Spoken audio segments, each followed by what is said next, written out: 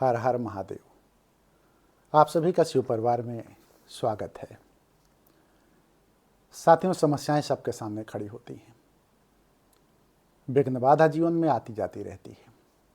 लेकिन जीवन जिस चीज़ से चलता है ना, अगर उसमें बाधा आए, व्यवधान आवे, विघ्न आवे, तब दिक्कत आती है। संसार में जब जन्म हुआ है तो जन्म परंपरा को, कहने का मतलब वंश को बढ़ाने के लिए हर व्यक्ति प्रयासरत रहता है। और यदि जोड़े ना बने तो वंश परंपरा कैसे बढ़ेगी। प्रकृति ये चाहती है कि लोग जोड़े में आए और 2-4 बच्चे पैदा करके वंश परंपरा को आगे बढ़ाएं।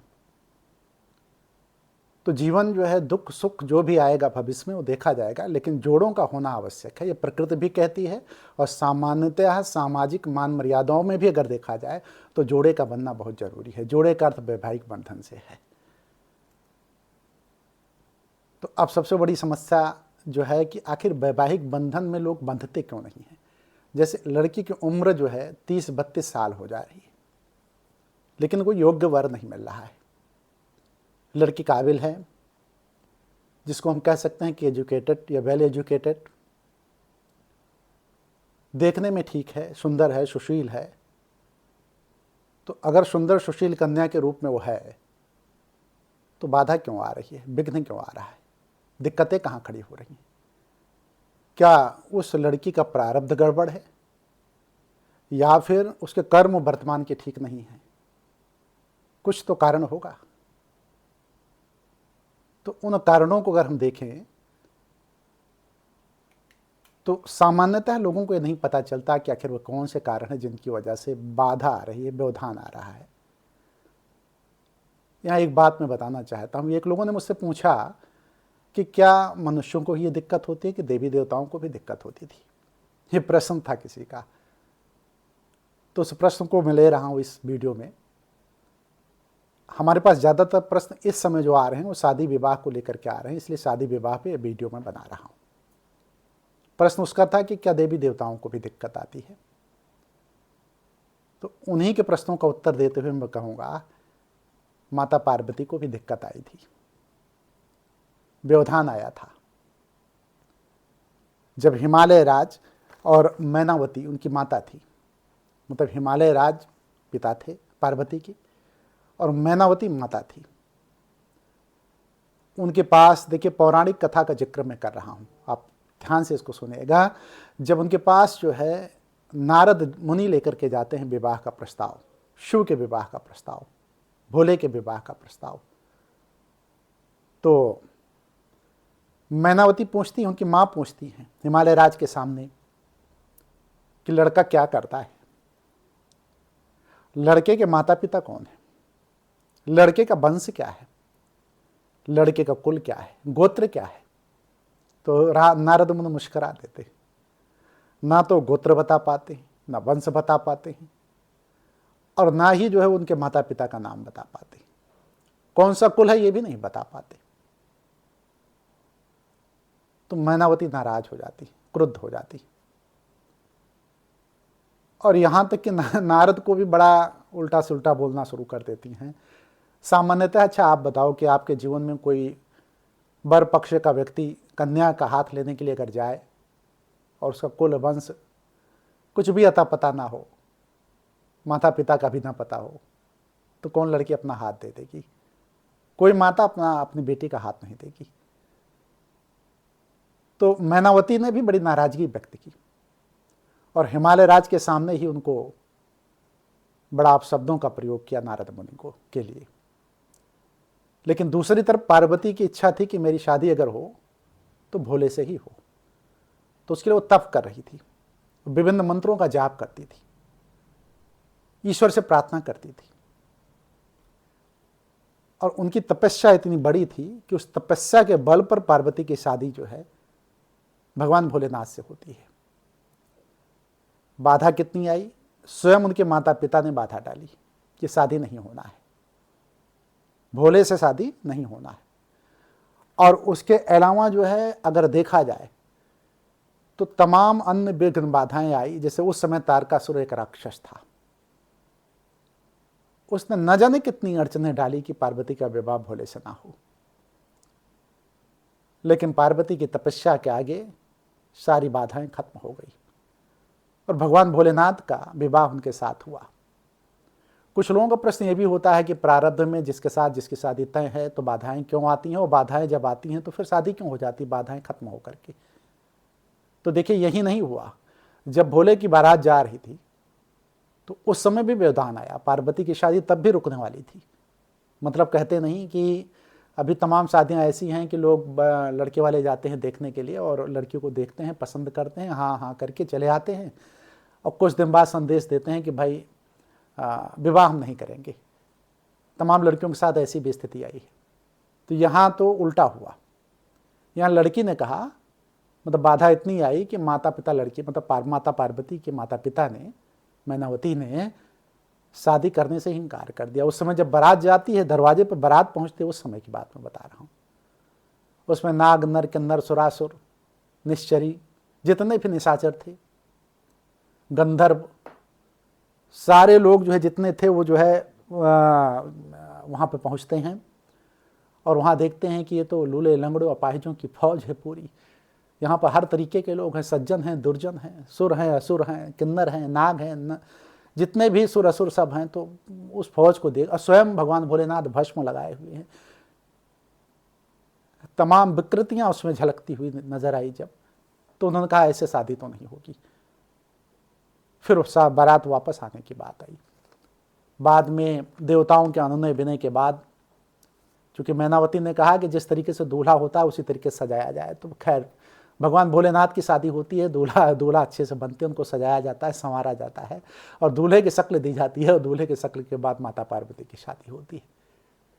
तो देखिए यह जो शादी हुई, तो शादी होने का कारण क्या था, माता पार्वती की तपस्या।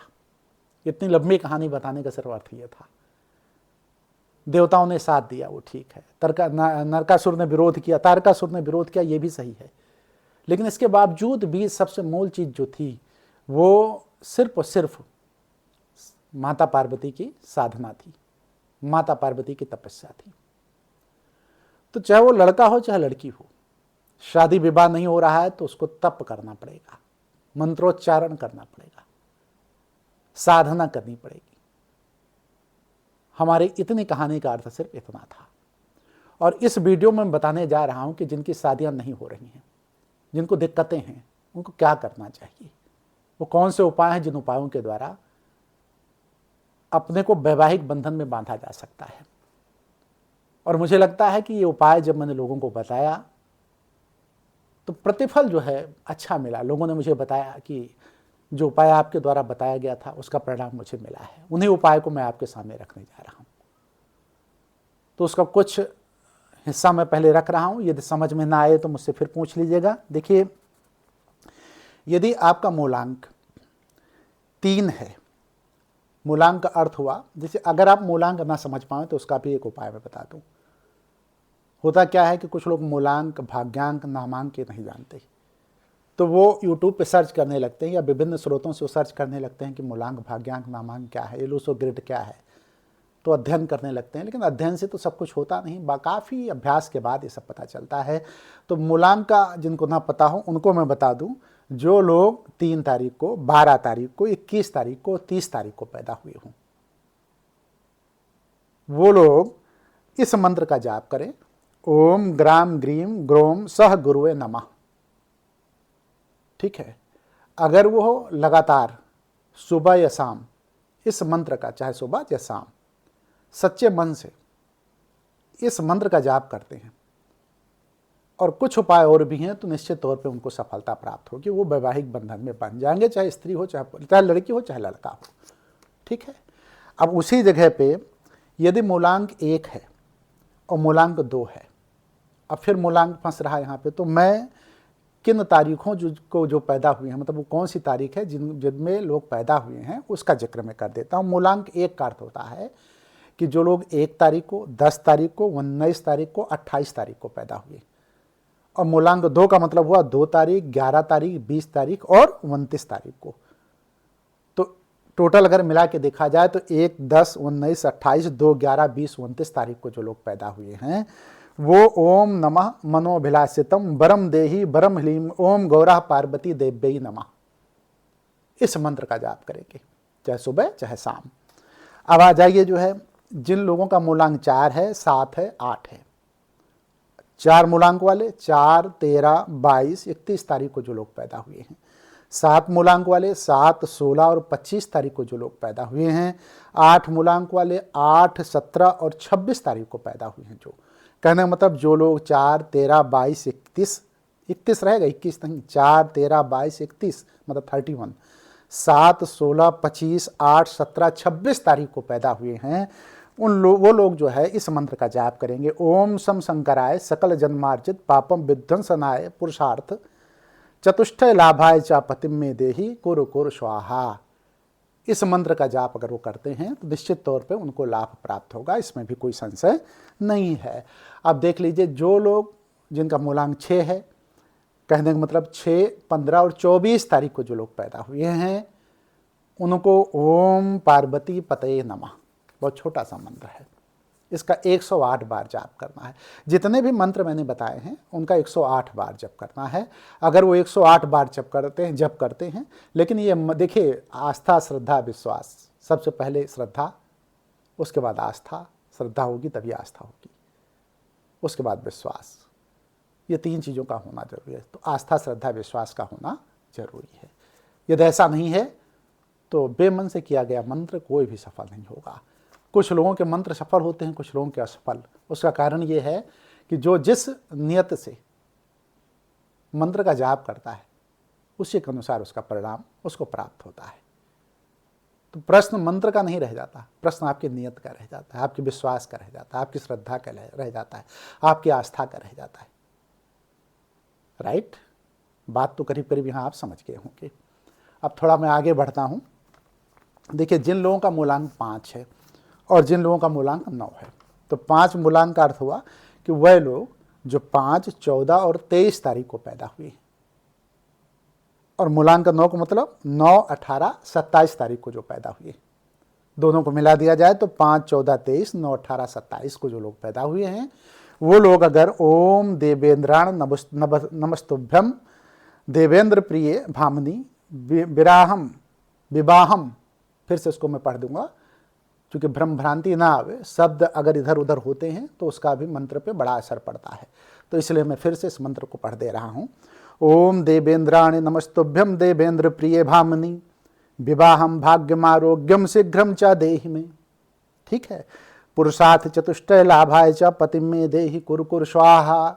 इस मंत्र का अगर कोई जाप करता है 108 बार, तो वो मूलांक 5 और मूलांक 9 वालों को करना चाहिए। इससे भी जो है आपको वैवाहिक बंधन में बंधने में आसानी हो जाएगी, चाहे वो लड़के हों चाहे वो लड़की हो, तो बाधाएं सब खत्म होंगी। और इन बाधाओं का देखिए मंत्रों का असर पड़ता है। एक सज्जन हमसे पूछने लगे कि भाई ये मंत्र का असर कैसे पड़ेगा। एक बड़े से हाल में हम बैठे थे, तो वो दूर के कोने में बैठे थे, तो उन्होंने कहा मंत्र में तो इतनी शक्ति है कि आप बड़े शिथिल हैं, शांत हैं, गंभीर हैं, लेकिन आपको मंत्र उत्तेजित कर सकता है। शब्दों में इतनी शक्ति है, शब्द ही मंत्र हैं। वो उच्चारण जो होता है ना, वो मंत्र बन जाती। मंत्र किस नियत से बोला जा रहा है, किस विश्वास के साथ बोला जा रहा है, वो आपके ऊपर असर करेगा। मैं चाहूँ तो अभी तुम्हें उठा सकता हूँ। तो हमारे बगल में मेरा एक शिव भक्त बैठा था, बड़ा बहादुर, बड़ा हंसमुख। उसने कहा आपको मैं उठा सकता हूँ, गुरु जी की तो बात छोड़िए। तो उनसे थोड़ा सा तकरार हुई। तो तकरार होने के बाद उसने कहा कि आप उतनी दूर बैठे हैं और यहीं से मैं उठूंगा नहीं, हिलूंगा नहीं, लेकिन अगर मंत्र फूंक दूंगा तो तुम अभी उत्तेजित हो जाओगी और मुझे मारने दौड़ोगे, इतने उत्तेजित हो जाओगी। तो उन्होंने कहा उपाय क्या है। तो कहा करूंगा नहीं, बता दे रहा हूँ। यहाँ से सिर्फ मैं अब शब्दों का प्रयोग करना शुरू करूँ, आपको गाली गलौज करना शुरू कर दूँ, अशिष्टता करना शुरू कर दूँ शब्दों के द्वारा, तो आपके अंदर उत्तेजना फैल जाएगी। आप जो है पूरी तरीके से गुस्से में आ जाओगे, क्रोध में आ जाओगे, अपनी बुद्धि आप नष्ट कर दोगे और उसके बाद मुझे पहले अपने मुंह से ही उल्टा सीधा बोलोगे, हो सकता है मुझे मारने दौड़ने लगो। मंत्रों का इतना, तो मंत्र जो है बुरा प्रभाव भी डालते हैं, अच्छा प्रभाव भी डालते हैं। यदि मन कैसा है आपका, यदि मन से आप जो है मतलब बुरे प्रभाव की तरफ जा रहे हैं तो मन बुरा प्रभाव डालेगा, मंत्र बुरा प्रभाव डालेगा। और यदि मन जो है सही है, आपका मंत्र सही है, तो कुल मिला के वो अच्छा प्रभाव डालेगा। मंत्रों का असर पड़ता है जो है, ठीक है। तो इसलिए मैं कहूँगा कि आप इस मंत्र का जाप करें, लाभ आपको निश्चित प्राप्त होगा। और निश्चित तौर पे जो है, जो कहीं बाधा व्यवधान विघ्न आ रहा है, तो वो सारी चीज़ें आपकी ठीक होंगी। मैंने अभी बताया कि महादेव की शादी में भी भूत प्रेत, डाकनी साकनी, चुड़ैल और भस्म लगाए हुए महादेव स्वयं जो है हड्डियों का ढांचा, जो है हड्डियों का पूरी माला लपेटे हुए पहुंचते हैं। तो बाधा आई, बारात लौट रही थी, लेकिन शादी हुई, विवाह हुआ, जो है वैवाहिक बंधन में बंधे। तो उनको भी दिक्कतें आई, देवी देवताओं को भी दिक्कतें आती हैं, जो है वो भी बाधाओं का उपाय कर लेते हैं कि किस तरीके से बाधाएं खत्म की जाएं। पूर्व जन्म में चूँकि आपको पता होगा कि माता पार्वती जो है सती थी और दक्ष प्रजापति की पुत्री थी। और पूरी कहानी जाऊंगा तो वीडियो लंबी हो जाएगी। तो दोबारा जो है माता सती को जो है माता पार्वती के रूप में हिमालय राज के यहाँ जब जन्म हुआ, और माता जो है मतलब जब उनको मैनावती मिली, तो उन्होंने तपस्या शुरू की और महादेव को प्राप्त किया। तो आप भी इच्छित वर अगर चाहती हैं, और कोई भी व्यक्ति चाहे पुरुष हो, वो अगर इच्छित वर चाहता है, तो आप साधना में जाइए, पूजा प्रार्थना कीजिए। देवी शक्तियाँ आपको जो है आपके लक्ष्य तक पहुँचाएंगी, बाधा समाप्त हो जाएगी, इसमें कोई दो राय नहीं, कोई संशय नहीं है। बल सिर्फ आपकी आस्था, श्रद्धा, विश्वास टिका रहना चाहिए। वीडियो लंबा हो रहा है, यहीं मैं वीडियो को समाप्त करूंगा, आप हमें इजाज़त दें। यदि मंत्र जो है आपको समझ में ना आया हो बोलते समय, तो जिन लोगों को मंत्रोच्चारण करना है और जिनका मैंने बताया कि मूलांक या जिस तारीख को जो पैदा हुए हैं, वो अगर अपने को टैली नहीं कर पा रहे हैं तो कमेंट बॉक्स में हमसे पूछ सकते हैं कि उनको कौन सा मंत्र बोलना है। और यदि उसके बावजूद भी समझ ना आए तो मैं डिस्क्रिप्शन बॉक्स में अपना नंबर दे दूंगा। उस नंबर पे रात्रि 9 बजे से 10 बजे के बीच में प्रतिदिन आप अपने सवालों को मेरे सामने रख सकते हैं, और आपके सवालों का जवाब जो है उचित उपाय, उचित विधियाँ आपको बताई जाएंगी।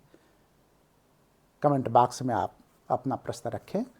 इसी के साथ मैं अपने वीडियो को समाप्त करता हूँ। जाते जाते मैं आप सभी लोगों से कहूँगा कि भगवान भोलेनाथ की कृपा प्राप्त करने के लिए हर हर महादेव का उच्चारण कर दें, और कमेंट बॉक्स में भी हर हर महादेव लिख दें। और मैं भी जाते जाते आप सभी को हर हर महादेव कहूँगा।